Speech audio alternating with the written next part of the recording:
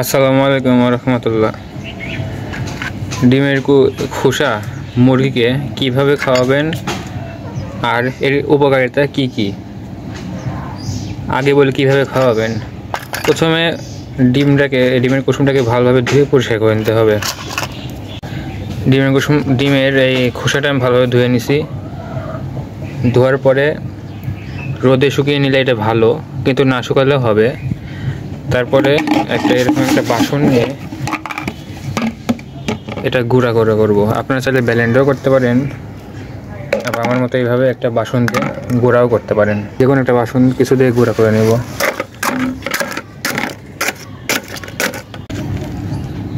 আমার গুঁড়া করা হয়ে গেছে। এখন দেখাবো এগুলো আপনার মুরগিকে কিভাবে খাইতে দিবেন। এখানে এই যে ধানের কুড়া, এটা একটু নেবেন। তারপরে এই যে একটু ফিড দিবেন, তাহলে মুরগি ভালো খাবে। সামান্য একটু ফিড দিবেন। তারপরে যেটা ডিমের খোসা গুঁড়া, এটা ঢেলে দিবেন। তো চাইলে একটু ভাত দিবেন আপনারা। ভাত দেওয়ার পরে এটা ভালোভাবে মাখাবেন, পানি দিয়ে ভালোভাবে মাখিয়ে নেবেন। এটা খাওয়ানোর উপকারিতা হচ্ছে, এটা আপনার অনেক মুরগি যে পাতলা ডিম পারে, আবার এদের ক্যালসিয়ামের ঘাটতি থাকে অনেক মুরগির, এগুলো পূরণ হয়। আবার অনেক মুরগি যে নিজের ডিম নিজেই ভেঙে খেয়ে ফেলে, এই ডিমের খোসা খাওয়ালে তাদের ক্যালসিয়ামের ঘাটতি পূরণ হবে এবং তারা ওই নিজের ডিম নিতে পেরে খাবে না। আর এই ডিমের খোসা খাওয়ালে আপনাদের আর ওই ক্যালসিয়ামের ওষুধ কিনে খাওয়াতে হবে না, এটাতেই হয়ে যাবে।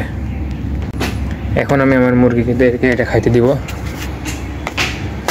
এখন আমি আমাদের দেশি মুরগিকে খাইতে দিব।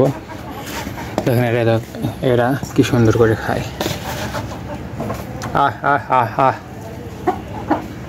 আহ আহ আহ।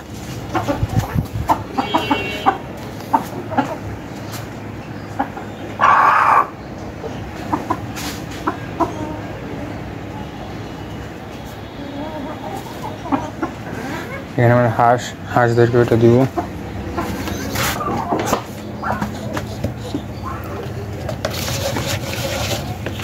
দেখেন কি খাবে। আসলে এইভাবে খাইতে দিলে আপনার সব হাঁস মুরগি অনেক ভালোভাবে খাবে। ঢেলে দেয়।